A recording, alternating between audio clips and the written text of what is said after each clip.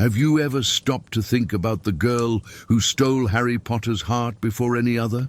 The one who made him feel butterflies in his stomach for the first time? Who made him nervous just by looking at her in the corridors of Hogwarts? Cho Chang wasn't just a passing teenage crush in the life of the world's most famous wizard. Her story is filled with personal tragedies, impossible moral dilemmas, and choices that changed the course of the Second Wizarding War.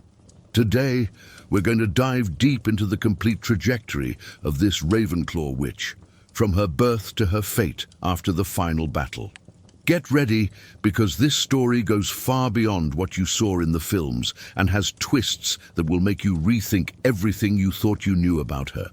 But before we begin this journey through Hogwarts, if you're a Harry Potter fan and want more in-depth content about the Wizarding universe, click the subscribe button now and turn on notifications so you don't miss any videos. And tell me here in the comments, which city are you watching this video from? Let's see if we have Potterheads from all over the world here. Now yes, let's start our story from the very beginning. Cho Chang was born around 1978 or 1979, probably somewhere in Great Britain, the daughter of wizards. Although the books don't reveal many details about her family or her childhood before Hogwarts, we can infer quite a bit about what it must have been like growing up as Cho Chang in the wizarding world of the 80s. She grew up during a relatively peaceful period of wizarding history, since Voldemort had been defeated when she was just a baby, or hadn't even been born yet. The First Wizarding War had ended in 1981, so Cho grew up in an era where wizarding families were rebuilding their lives, trying to forget the horrors of you-know-who's reign of terror. As the daughter of wizards, Cho certainly grew up immersed in the magical world from birth. She didn't have to go through the confusing experience of discovering magic at 11 years old, like Muggle-borns. Magic was a natural part of her daily life. She probably saw her parents doing household spells, may have had magical toys during childhood, and grew up hearing stories about Hogwarts and the wizarding world. Her parents certainly told her about the four houses, about Quidditch, about all the wonders that awaited her when it was finally her time to attend the most prestigious school of magic in Great Britain. Cho's childhood before Hogwarts was probably filled with anticipation. Every wizarding child anxiously awaits their 11th birthday, when they will finally receive the Hogwarts letter. For Cho, that magical moment came in the summer of 1990. Imagine the scene. An owl flying through the window of her house, carrying that thick parchment envelope addressed specifically to her, Miss Cho Chang. Her heart must have raced when she opened the envelope and read the words that changed everything. "We are pleased to inform you that you have a place at Hogwarts School of Witchcraft and Wizardry." It was official. Her true journey was about to begin. Preparations for the first year at Hogwarts are always exciting for any young wizard. Cho and her parents must have gone to Diagon Alley to buy all the necessary items listed in the letter. The wand, perhaps the most important part of all. Although we don't know exactly what Cho's wand was or which maker she got it from, that moment of choosing your first wand is always special and unique for each wizard. The wand chooses the wizard, as Ollivander always said. Then came the textbooks, the cauldron, potion ingredients, school robes, and perhaps even a pet. Cho had an owl that would later accompany her during her years at Hogwarts. Finally, September 1st, 1990 arrived. Platform 9 3/4 at King's Cross Station was, as always, full of students and their families. For Cho, crossing the barrier between platforms 9 and 10 must have been exciting and frightening at the same time. On the other side was the Hogwarts Express, that magnificent red locomotive that would transport generations of wizards to school. Cho said goodbye to her parents, found a compartment on the train, and embarked on the journey that would define the next 7 years of her life. During the trip, she probably made her first friendships, shared sweets from the trolley cart, and nervously speculated about which house she would be sorted into. When the Hogwarts Express finally arrived at Hogsmeade Station, Cho, along with all the other first-year students, was taken across the Black Lake in small boats. The first sight of Hogwarts is something no wizard ever forgets. The castle rose majestically against the night sky, its countless windows glowing with welcoming light, its towers reaching for the stars. For an 11-year-old girl seeing it for the first time, it must have been absolutely magical. This would be her home for the next 7 years. The sorting ceremony took place in the Great Hall, under the enchanted ceiling that reflected the night sky outside. Cho waited nervously as names were called in alphabetical order. When it was finally her turn and she sat on the stool, the sorting hat was placed on her head. The hat considers many things when sorting students: their innate qualities, their values, their desires. For Cho, the decision came relatively quickly. Ravenclaw, the hat announced, and Cho joined the table decorated with blue and bronze, where she was received with warm applause from her new housemates. Ravenclaw is the house that values intelligence, wisdom, creativity, and learning above all else. It was founded by Rowena Ravenclaw, one of the most brilliant witches of her time, who believed that intelligence was the most important quality in a wizard. Cho fit this profile perfectly. She wasn't just pretty, as many tend to reduce her to. She was genuinely intelligent, curious, and dedicated to her studies. Ravenclaw would become more than just her house at Hogwarts. It would shape her identity and the way she faced the world around her. Cho's first years at Hogwarts were relatively calm and happy. She adapted well to the school routine, made solid friendships within her house, and began to explore her magical abilities. Like all first-year students, she had to learn the fundamentals: charms, transfiguration, potions, history of magic, astronomy, herbology, and defense against the dark arts. Cho showed aptitude in several of these subjects, displaying the intelligence that had led the sorting hat to place her in Ravenclaw.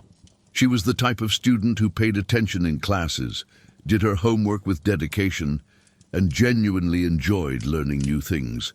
But if there was something that truly captured Cho's heart and imagination, it was Quidditch. From the first time she saw a game in Hogwarts Stadium, she was fascinated. The speed, the strategy, the pure excitement of flying on a broomstick hundreds of feet above the ground while chasing a winged golden ball. During her flying lessons in first year, Cho demonstrated natural talent. She had that rare instinct that separated good flyers from exceptional ones.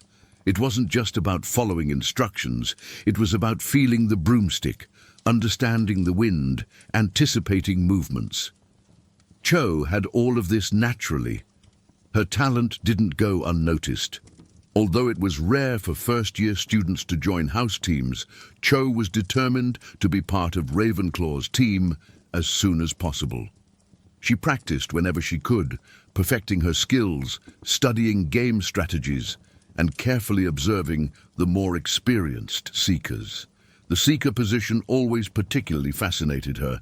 It was the most glamorous position in the game, the one that often decided the match's outcome. The seeker who caught the golden snitch first ended the game and guaranteed 150 points for their team.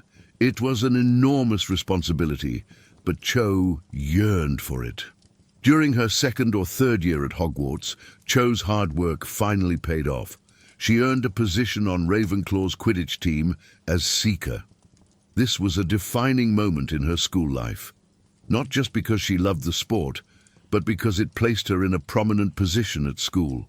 Quidditch players were celebrities within Hogwarts, especially Seekers.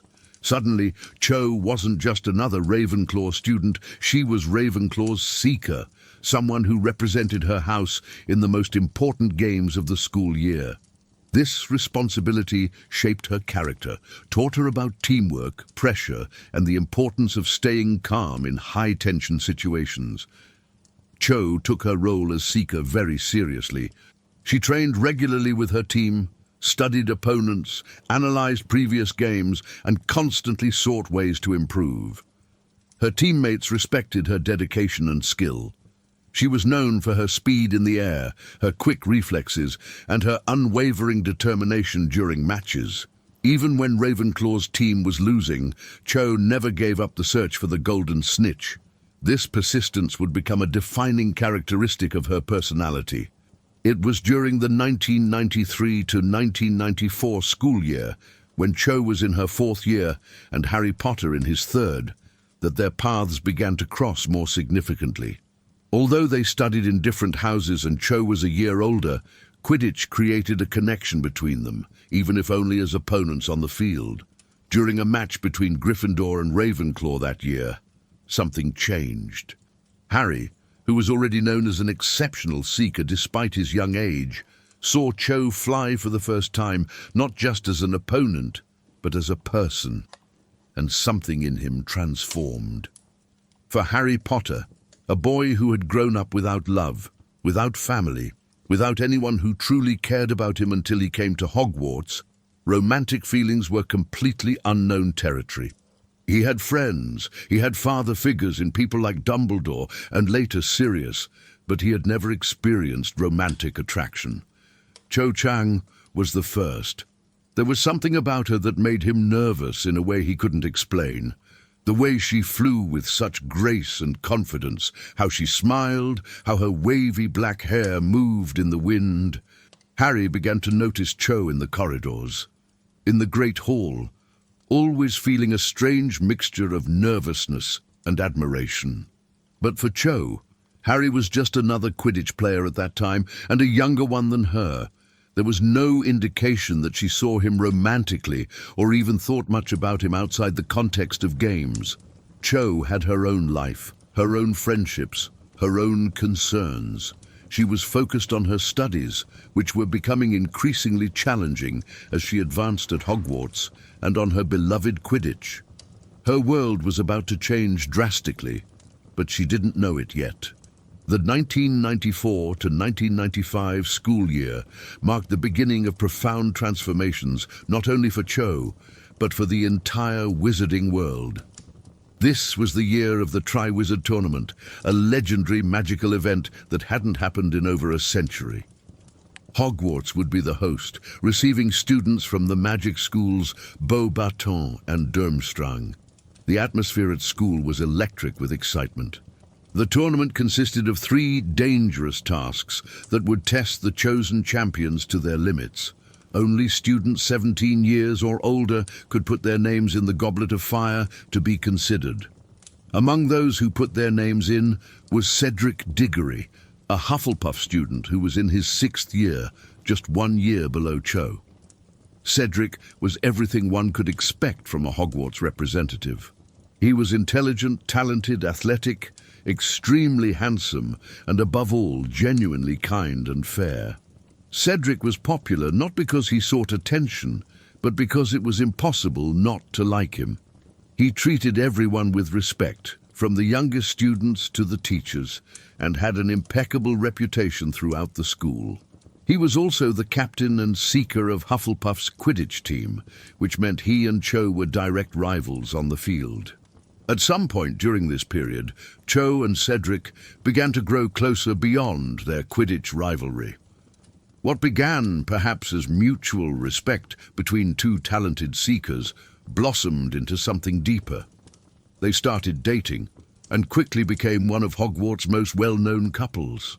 It was easy to understand why it worked. Both were beautiful, popular, athletic, and shared a passion for Quidditch. They supported each other, attended each other's games even when their houses were opponents, and were frequently seen together in Hogwarts corridors, in the Great Hall, or in the school gardens. For Cho, the relationship with Cedric represented something special. It wasn't just a superficial teenage romance. Cedric was kind to her, made her laugh, shared her interests, and treated her with genuine respect and affection. He supported her in her studies and in her Quidditch, celebrated her victories, and consoled her in defeats. It was the kind of healthy and loving relationship that anyone would desire, especially during the tumultuous years of adolescence. Cho was happy, perhaps happier than she had been in a long time. When the Goblet of Fire finally revealed the champions chosen for the Tri-Wizard tournament, Cedric Diggory was selected as Hogwarts representative, to the joy of the entire school and especially Cho. Seeing her boyfriend chosen for such an honor must have filled her heart with pride. Cedric was perfect for the role. He had the magical ability, the courage, the strategic intelligence, and the character necessary to represent Hogwarts with dignity. Of course, the tournament would be dangerous. The tasks were designed to test the limits of the most capable wizards, but no one really believed something terrible could happen. Hogwarts had safety measures, experienced teachers supervising everything, and besides, Cedric was exceptional. The situation became more complicated when Harry Potter was mysteriously selected as a fourth champion, despite being only 14 years old and not having put his name in the goblet. This caused enormous controversy at Hogwarts. Many students, including some from Ravenclaw and especially from Hufflepuff, believed Harry had cheated somehow to enter the tournament, thus stealing the glory that should belong exclusively to Cedric. Cho probably shared some of these feelings initially.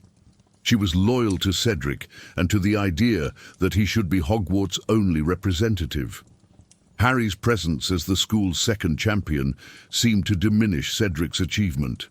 As the school year progressed and the tournament tasks approached, tension at Hogwarts increased. The first task involved facing dragons, creatures among the most dangerous in the magical world. Cho must have watched with her heart in her mouth as Cedric faced a Swedish short snout. Seeing someone you love in real, potentially deadly danger changes perspective on many things. Cedric succeeded, demonstrating not only bravery but also intelligence by using transfiguration to distract the dragon. Cho must have been immensely proud and relieved. Then came an event that would change the dynamic between Cho, Cedric and Harry in unexpected ways: the Yule Ball. As part of the Tri-Wizard tournament traditions, Hogwarts would hold a formal ball at Christmas, and the champions were expected to open the dance with their partners. Cedric naturally invited Cho to be his partner, and she accepted joyfully. She was excited about the prospect of attending such a special and glamorous event with her boyfriend. What Cho didn't know was that Harry Potter was desperately trying to gather courage to invite her to the ball. For Harry, Cho represented his first real romantic interest, and the idea of going to the ball with her seemed perfect. But Harry was young, inexperienced in matters of the heart, and extremely nervous. He took a long time trying to find the right moment to invite her. When he finally managed to speak with Cho and ask if she would go to the ball with him, the answer was kind but definitive. She had already accepted to go with Cedric. She even seemed genuinely surprised and perhaps even flattered by Harry's invitation. But her loyalty was with Cedric, her boyfriend. The Yule Ball was a magical night. The Great Hall was transformed into a winter wonderland with elaborate decorations, snow falling softly from the enchanted ceiling, and an atmosphere of pure enchantment. Cho arrived elegantly dressed in silver robes that perfectly matched the occasion. She and Cedric were unquestionably one of the most beautiful couples of the night.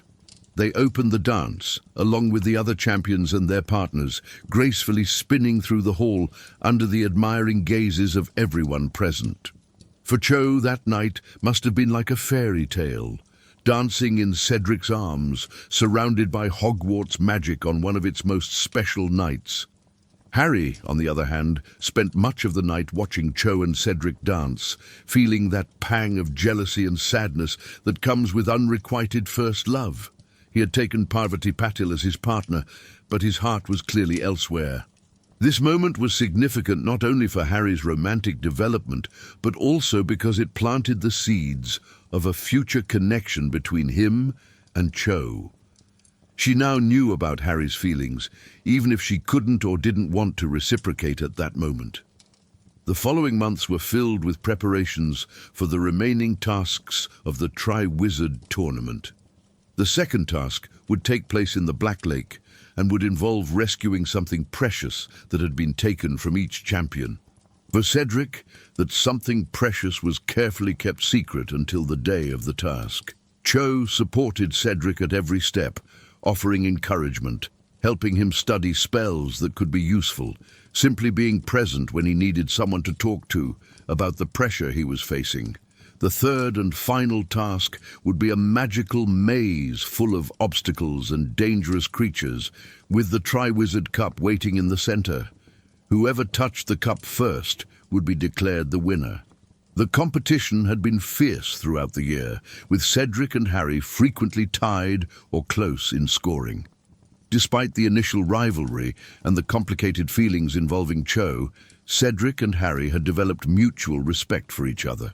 Cedric recognized that Harry hadn't cheated to enter the tournament and that, in fact, he was a remarkably talented wizard for his age.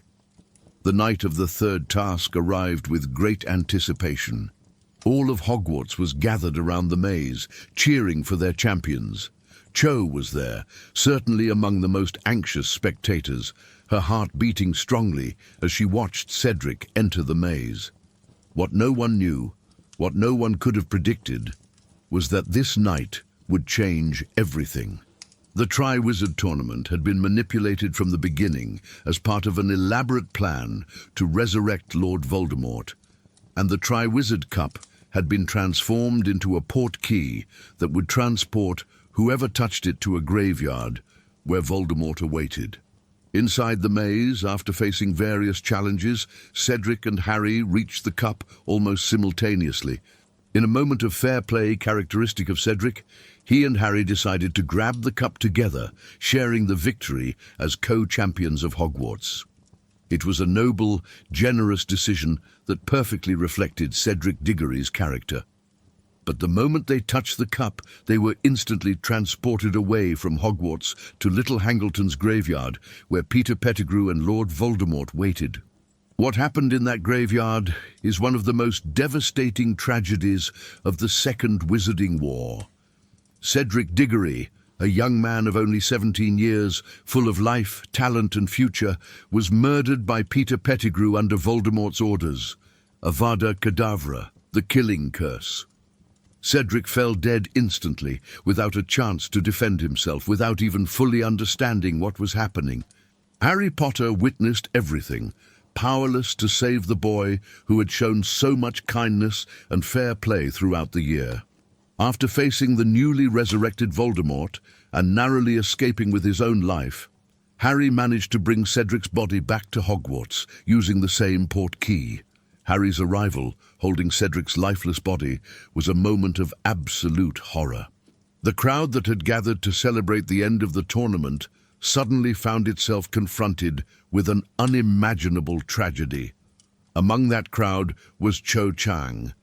Imagine what must have gone through her mind at that moment. 1 second, she was anxiously awaiting the champion's arrival, ready to celebrate and embrace Cedric. The next, she was looking at his dead body. The boy she loved, who made her laugh, who shared her dreams and hopes, who was kind and good and had a whole life ahead of him, was dead. The trauma of that moment is impossible to exaggerate. Cho didn't just lose her boyfriend, she lost him in the most sudden and violent way possible.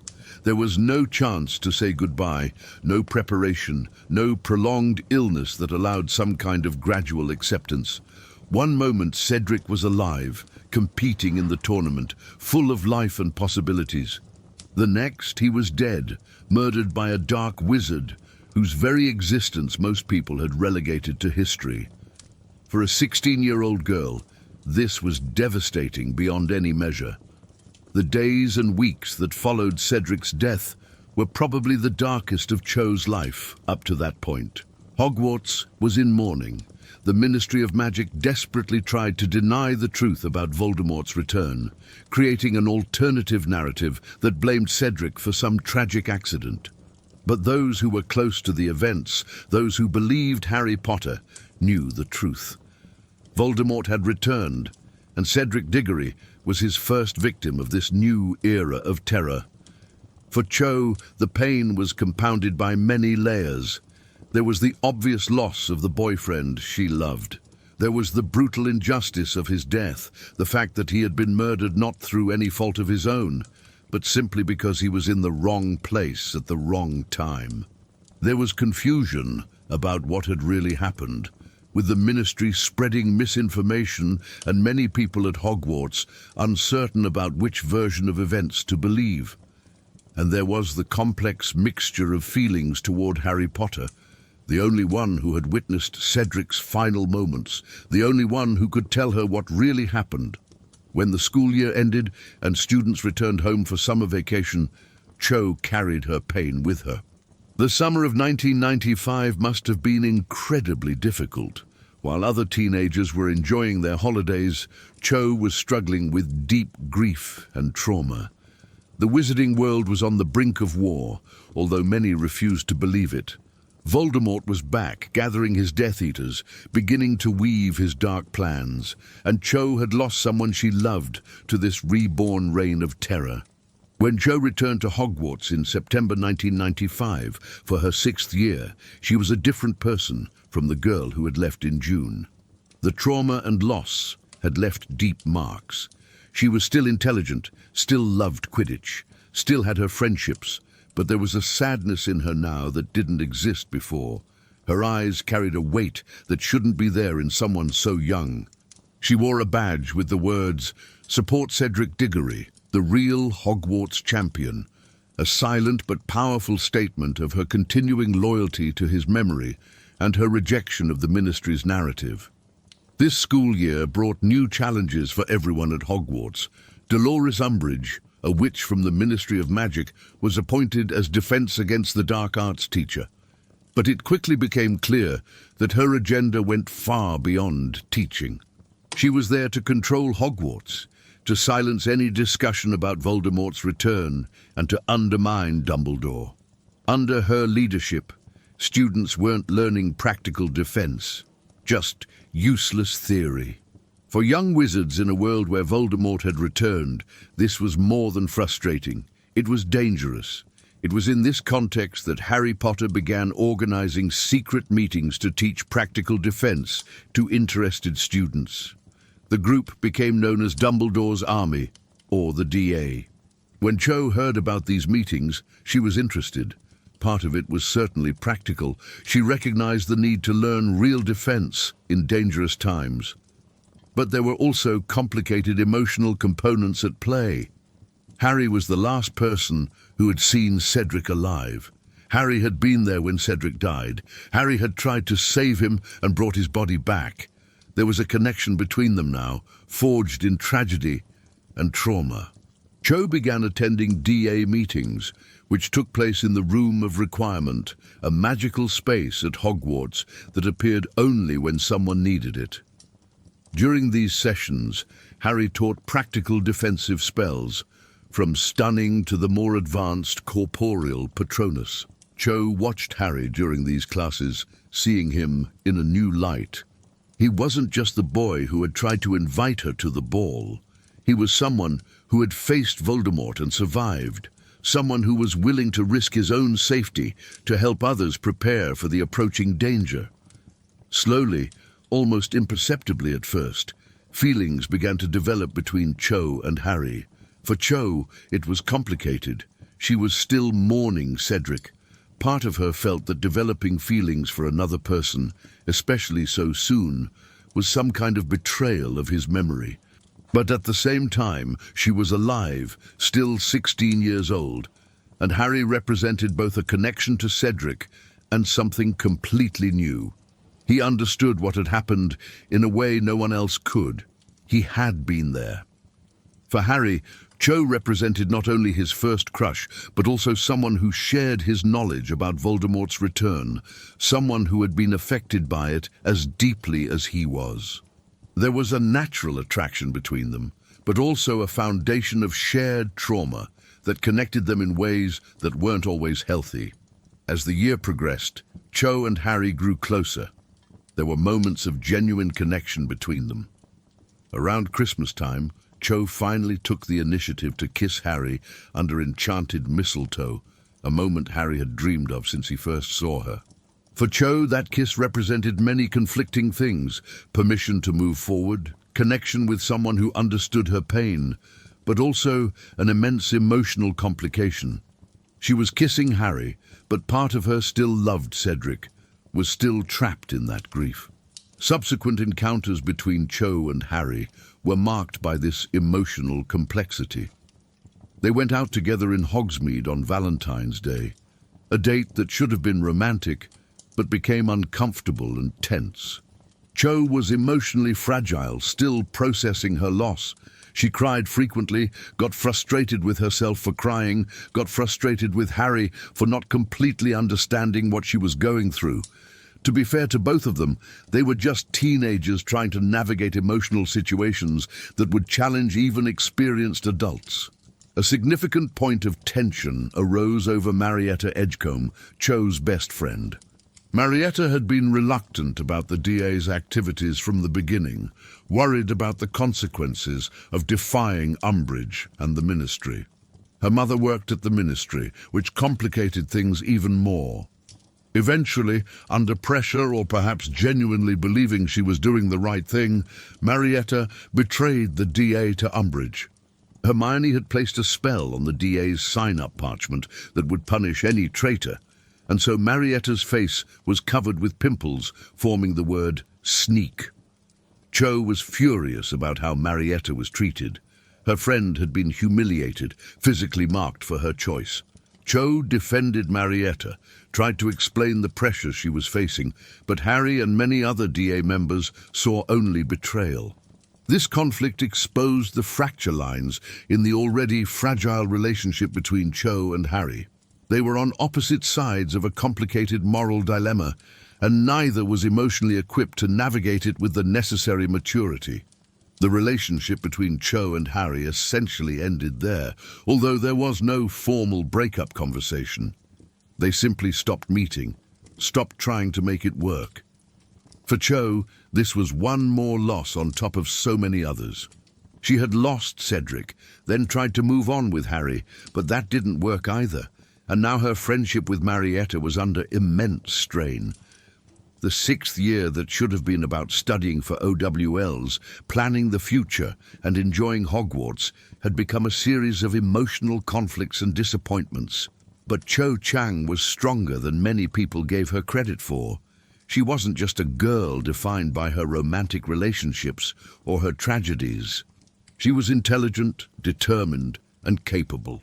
She continued with her studies, maintained her commitment to Quidditch, and took her OWLs with the dedication characteristic of a Ravenclaw. Her grades were probably impressive because regardless of everything that was happening emotionally, Cho valued education and refused to let personal circumstances completely sabotage her academic future. The summer of 1996 brought more darkness to the wizarding world. Voldemort was operating increasingly openly. Death Eaters were attacking muggles and wizards who opposed them.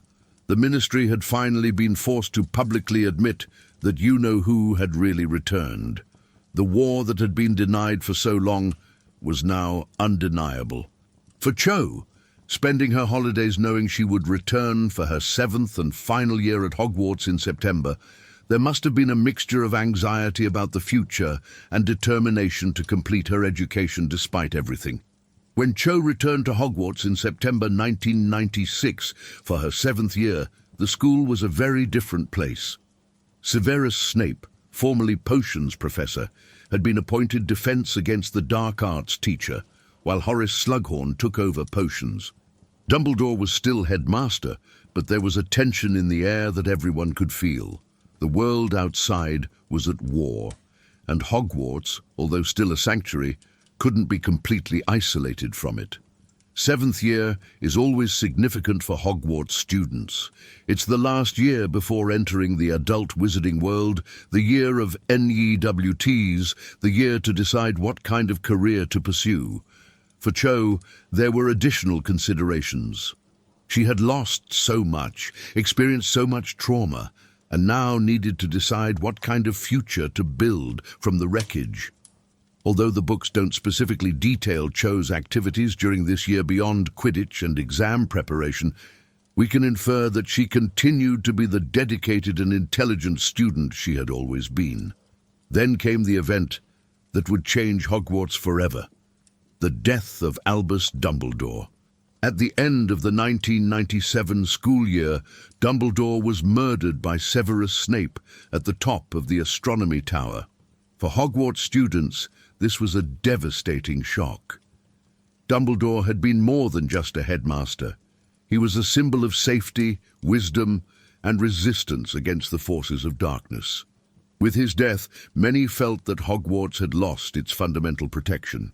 Dumbledore's funeral was held on the grounds of Hogwarts, and probably all students, teachers, and many members of the wider wizarding community attended. Cho was certainly there, paying her respects to the great wizard who had led Hogwarts through so many difficult times. This funeral must have been especially difficult for Cho, bringing back memories of Cedric's funeral 3 years earlier. One more loss. One more good person taken by the growing conflict with Voldemort and his followers. With Dumbledore's death, Voldemort's control over the wizarding world solidified. The Ministry of Magic soon fell under Death Eater control. And in September 1997, when the new school year should have begun, Hogwarts was under new administration. Severus Snape was appointed headmaster, and the Carrow siblings, brutal Death Eaters, were installed as teachers. The school that had been home for generations of wizards had become a place of oppression and fear. Cho Chang had graduated in June 1997, completing her NEUTs and officially leaving Hogwarts. She was now in the adult world, but it was a world at war. The wizarding world was divided between those who supported or feared Voldemort and those who resisted. For someone like Cho, who had lost Cedric to Voldemort, who had witnessed firsthand the cost of his rise to power, there wasn't really a choice about which side to be on. She was against everything Voldemort represented: hatred, blood purity, tyranny, and murder. During the 1997 to 1998 school year, while Harry, Ron, and Hermione were on their mission to destroy Voldemort's Horcruxes, Cho was doing her own part in the resistance. The exact details of her activities during this period aren't completely known, but we know she maintained connections with Dumbledore's army and remained committed to the cause of defeating Voldemort. She wasn't the type of person who could simply stand aside while the world she knew was destroyed. The situation at Hogwarts during that year was terrible. Under Snape and the Carrow's leadership, the school became a place of institutionalized cruelty. Students were brutally punished for small infractions. Muggle studies was transformed into a class that taught students to despise and oppress Muggles. Defense against the dark arts was replaced by simply dark arts. Muggle-borns were in constant danger. Many couldn't even return to school. Dumbledore's army was reactivated internally by Neville Longbottom, Ginny Weasley, and Luna Lovegood, who led a brave student resistance against the new administration. Then came May 1998, and with it, the event that would define a generation: the Battle of Hogwarts. When Harry Potter returned to Hogwarts searching for the last Horcrux, Voldemort and his army of Death Eaters and dark creatures followed him. Dumbledore had asked the teachers to evacuate all underage students, but many of the older ones chose to stay and fight. The Order of the Phoenix was summoned, as were the original members of Dumbledore's army who had graduated and were now scattered throughout the wizarding world. Among those who answered the call was Cho Chang. Cho returned to Hogwarts to fight in the battle that would decide the future of the wizarding world. This decision speaks volumes about her character. She had no obligation to return. She had graduated. She could have stayed safe somewhere else, but Hogwarts had been her home for 7 years. Cedric had died because of Voldemort. She wasn't going to stand aside while others fought. When she arrived at the castle, she offered help to Harry, showing that despite the uncomfortable end of their brief relationship, she still respected him and wanted to contribute to the cause. There was a particularly significant moment when Cho offered to take Harry to the Ravenclaw common room, where he believed he could find Voldemort's Horcrux. Rowena Ravenclaw's lost diadem, Luna Lovegood, also a Ravenclaw, intervened saying she could show the way, and so Cho didn't accompany Harry on that specific mission. Some interpret this as Luna protecting the dynamic between Harry and Ginny, or simply as a narrative coincidence. But the important thing is that Cho was there, ready to help in any way possible. The Battle of Hogwarts was brutal and bloody. Death Eaters, giants, acromantulas, dementors, and other dark creatures attacked the castle. Hogwarts defenders fought with everything they had, using all the defensive and offensive spells they knew. Corridors where students had walked peacefully for generations became battlefields. Friends and teachers fell dead around the survivors. Fred Weasley, Remus Lupin, Nymphadora Tonks, Colin Creevey and dozens of others lost their lives on that terrible night. Cho Chang fought alongside her former schoolmates and other defenders. She used the skills she had learned during her Dumbledore's army sessions, during her years of study at Hogwarts, during the months since her graduation. She cast protective spells, defended other fighters, faced Death Eaters. For someone who had lost so much to this war, this was a chance to finally fight back, to do something tangible against the forces that had taken Cedric from her and threatened to destroy everything she valued. The battle had dramatic pauses, including the devastating moment when Voldemort presented what appeared to be Harry Potter's dead body, proclaiming his victory. The despair that swept through the defenders at that moment must have been unbearable. Everything they had fought for, everyone who had died, seemed to have been in vain. But then Harry revealed he was alive, and the battle resumed with renewed intensity. In the final confrontation, Harry Potter defeated Voldemort once and for all, and the war that had tormented the wizarding world finally ended. When silence finally fell over Hogwarts that May morning, the survivors were exhausted, traumatized, and in mourning. The castle was damaged. There were bodies to identify, families to notify, wounded to heal. But there was also a tremendous sense of relief and hope. Voldemort was dead. The Death Eaters were defeated. The nightmare was over. For Cho Chang, sitting among the rubble of the castle where she had spent so many formative years, it must have been a moment of incredibly complex emotions. She had survived when so many had not. She had fought in the battle that ended the war. Cedric was avenged, even though that couldn't bring him back. The world for which he had died, a world where good wizards could live without fear of dark tyrants, had been preserved. But the cost had been immense. So many dead, so many families destroyed, so much pain and trauma that would take years, perhaps generations, to heal completely. In the months and years that followed the Battle of Hogwarts, the wizarding world began the long process of reconstruction. The Ministry of Magic was reformed, with Death Eaters being tried and punished. Kingsley Shacklebolt became Minister for Magic and worked to create a fairer wizarding society. Hogwarts was repaired physically and metaphorically, returning to being the place of learning and magic it should be. Life, slowly but persistently, returned to some semblance of normalcy. For Cho Chang specifically, we know some details about her life after the war through interviews with J.K. Rowling and additional canonical information. Cho eventually married a Muggle, a choice that speaks volumes about her values and character. After everything she had experienced in the wizarding world, the loss, the trauma, the war, she chose to build a life that connected both worlds, magical and Muggle.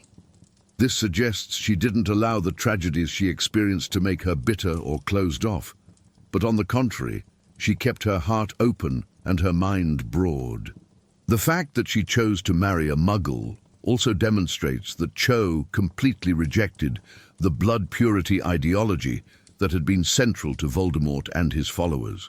She didn't see Muggles as inferior or unworthy of mixing with wizards. She saw people, individuals, and found love and partnership with someone from the non-magical world. This is a beautiful and hopeful development for someone who suffered so much at the hands of those who preached hatred against Muggles and Muggle-borns.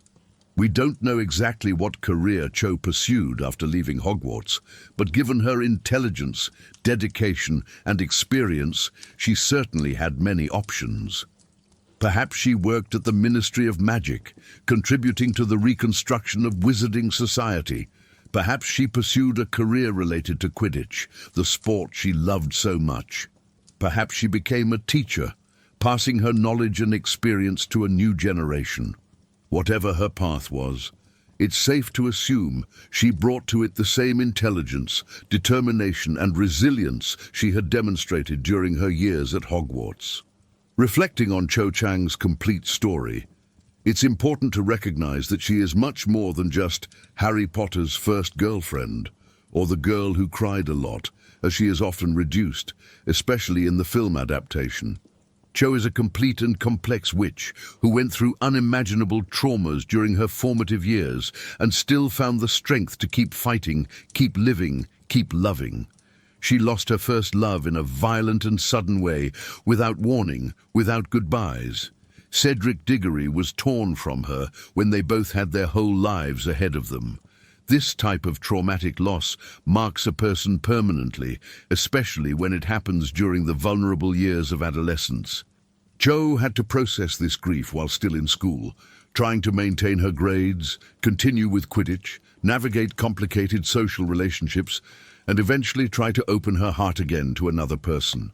Her brief relationship with Harry Potter was doomed from the start, not because there was anything fundamentally wrong with either of them, but because they were both carrying traumas they didn't have the emotional tools to process adequately. Harry was dealing with the weight of being the chosen one, of having witnessed multiple deaths, of carrying knowledge about Voldemort's return that few believed. Cho was mourning Cedric, feeling guilty about developing feelings for another person, caught between loyalty to Cedric's memory and the desire to move forward with her life. Neither of them was ready for a healthy relationship, and that's not either of their faults. The conflict over Marietta Edgecombe also deserves more nuanced analysis than it frequently receives. Marietta betrayed the DA, yes, and that had serious consequences. But she was a teenager under immense pressure from her family and Umbridge's authoritarian regime. Cho, as Marietta's best friend, understood these pressures and tried to defend her friend even when others saw her only as a traitor. This shows loyalty and empathy on Cho's part, admirable qualities even when they complicated her relationship with Harry and other DA members. Cho's choice to return to fight in the Battle of Hogwarts is perhaps the most defining moment of her character in the entire series. She didn't have to be there. She could have justified staying away in countless ways. But when it was time to defend Hogwarts, defend the wizarding world, defend everything Cedric had died for, Cho didn't hesitate. She picked up her wand and fought alongside other brave people against the forces of darkness. This requires tremendous courage, especially for someone who had already lost so much. Over the years, Cho Chang has been a character frequently misunderstood and underestimated by Harry Potter fans.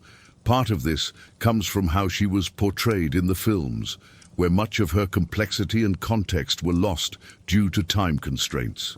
Part of it comes from a tendency to judge female characters more harshly than male ones, especially when they display emotions like sadness or uncertainty. But when we look at her complete story, from her early days as a bright and talented Ravenclaw student to her decision to fight in the battle that ended the war, we see a witch of considerable strength, resilience, and integrity. Cho Chang represents something important in the Harry Potter universe, the experience of loss and trauma during war, and the struggle to move forward despite it. Not everyone in the wizarding world was Harry Potter, destined to face Voldemort. Most were ordinary people trying to survive, protect those they loved, and maintain some sense of normalcy in extraordinarily difficult times. Cho is one of those people. She suffered devastating losses, made mistakes, struggled with complicated emotions, but in the end, made the choice to be on the right side of history. Her life after the war, including her marriage to a Muggle, suggests she found healing and happiness eventually. This is important because it shows that trauma doesn't have to define a person forever. Cho experienced horrible things during her teenage years, but she didn't allow those experiences to destroy her. She processed, grew, and built a life that honored both her past and embraced her future. She maintained connections with the wizarding world while also building bridges to the Muggle world through her marriage. Cho's story also reminds us of the real human cost of war. When we read about the great battles and epic confrontations between Harry and Voldemort, it's easy to forget that each loss represents not just a name, but a person with relationships, dreams, and potential futures. Cedric Diggory wasn't just a Triwizard Tournament champion who died. He was someone's boyfriend, someone's son, friend to many. His death reverberated through the lives of many people, but most deeply in Cho's life. Multiplied by all the other victims of the war, we begin to understand the true scale of trauma that Wizarding Society had to process after Voldemort's defeat. Looking back at Cho Chang's entire journey, from that 11-year-old girl being sorted into Ravenclaw to the woman who fought in the Battle of Hogwarts and built a life in the post-war period, we see a remarkable trajectory of growth. She went from a talented and happy student to someone marked by tragedy, then to someone struggling to find her way through pain, and finally to a warrior who defended what was right when it mattered most. Her story isn't perfect or simple, but it's deeply human.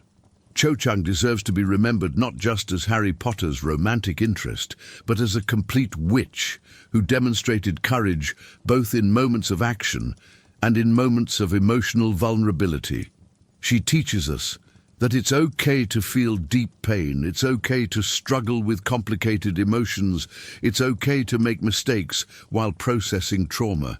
But she also teaches us that these struggles don't need to be the end of our story. We can grow through them, we can find strength we didn't know we had, and we can eventually build meaningful lives on the other side of pain. So when we think of Cho Chang, let's remember her flying gracefully as Ravenclaw's seeker, her eyes shining with determination as she chased the golden snitch. Let's remember her mourning Cedric with honest and deep pain that she didn't try to hide or minimize. Let's remember her fighting in Dumbledore's army, working to prepare for the dangers she knew were coming. And let's remember her returning to Hogwarts for the final battle, wand in hand, ready to fight for a better future. Cho Chang's story is, in the end, a story of resilience. It's about a young witch who experienced more tragedy and loss in her teenage years than many people experience in a lifetime, but who refused to let it destroy her. She fell, cried, struggled, but always got back up. She honored those she lost, not by becoming consumed by vengeance or bitterness, but by living a life that embraced love, courage, and hope for a better world. And so, as we close this complete journey through Cho Chang's life, from her birth in the late 70s to her life in the post-war period, we hope you've gained a deeper appreciation for this complex and often misunderstood character. She is much more than many realize, and her story deserves to be told with all the nuance and complexity it possesses. Cho Chang, the intelligent Ravenclaw, the talented seeker, the grieving girlfriend, the brave warrior, the resilient survivor. This is her complete story. If you enjoyed this deep analysis of Cho Chang and want to see more content about other Harry Potter characters who deserve more recognition, don't forget to leave your like, share with other Potterheads, and tell me in the comments which character you'd like to see explored next. And of course, if you haven't subscribed yet, this is the moment. We're building an incredible community of fans who love to dive deep into the Harry Potter universe, and you're more than welcome to be part of it. Until the next video, and may the magic always be with you.